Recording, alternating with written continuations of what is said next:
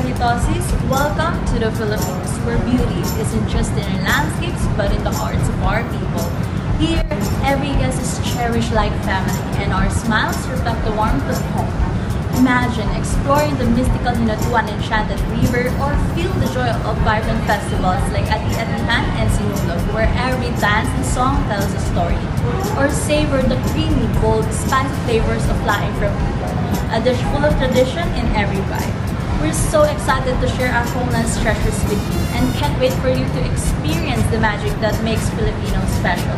Thank you very much, and we're so honored to be part of your unforgettable journey here in the Pearl of the Orient, the Philippines.